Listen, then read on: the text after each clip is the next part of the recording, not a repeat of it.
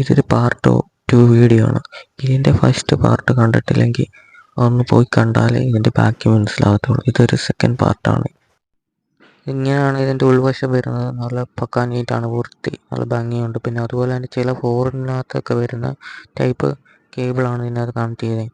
ഇതാണ് ഇതിൻ്റെ ട്രാൻസ്ഫോമർ, ചെറിയൊരു ട്രാൻസ്ഫോമറാണ്, പവർ കേബിള്. അതുപോലെ തന്നെ ഈ കേബിൾ നമ്മൾ വേറെയാണ് വെച്ചത്, ഇതിൻ്റെ കേബിളല്ലാതെ. പിന്നെ അതുപോലെ തന്നെ പിന്നെ ഇതിൽ ഇത് റിവൈൻഡ് അടിക്കും, പക്ഷേ ഫോർവേഡ് പോകത്തില്ല. ഫോർവേഡ് അതെന്താന്ന് കുറേ നോക്കി, പക്ഷേ ഇത് പറ്റുന്നില്ല. അതെന്തുവാന്നുള്ള കംപ്ലൈൻറ്റ് അറിയാമെങ്കിൽ ആരെങ്കിലും ഒന്ന് കമൻറ്റ് ചെയ്യുക. അതുകൊണ്ട് ഒരു സൈഡ് റിവൈൻഡ് ചെയ്തിട്ട് തിരിച്ചിട്ടിട്ട് കേൾക്കുകയാണ് ചെയ്യുന്നത്. പക്ഷേ അന്നേരം ഈ ലോക്കാകും, മെക്കാനിസം ജാമായി കിടക്കും. പിന്നെ ഇത് തുറന്നിട്ട് അതിൻ്റെ വലിയ മോട്ടറിൻ്റെ വീലുണ്ട്, അത് ഒന്ന് കറക്കി കൊടുക്കുമ്പോഴാണ് പിന്നെ ലോക്ക് മാറി കിട്ടുന്നത്. ആ ഒരു കുഴപ്പമേ ഉള്ളൂ, അല്ലാതെ വേറെ ഒന്നുമില്ല.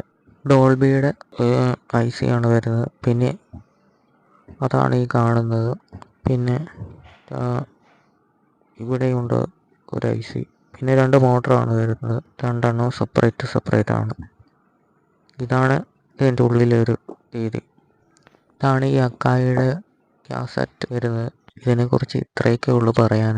നിങ്ങൾക്ക് വീഡിയോ ഇഷ്ടപ്പെട്ടെങ്കിൽ ഒന്ന് ലൈക്ക് ചെയ്യുക, ഒന്ന് സപ്പോർട്ട് ചെയ്യുക. പിന്നെ അതുപോലെ തന്നെ നിങ്ങൾക്കും ഇത്രയുള്ള പ്ലെയർ കാസറ്റ് ടൈപ്പ് ഉണ്ടെങ്കിൽ ഒന്ന് കമൻറ്റ് ചെയ്യുക. അതുപോലെ തന്നെ നമ്മുടെ ചാനലിൽ ഇതുപോലത്തെ വീഡിയോസ് ആയിരിക്കും വരുന്നത്.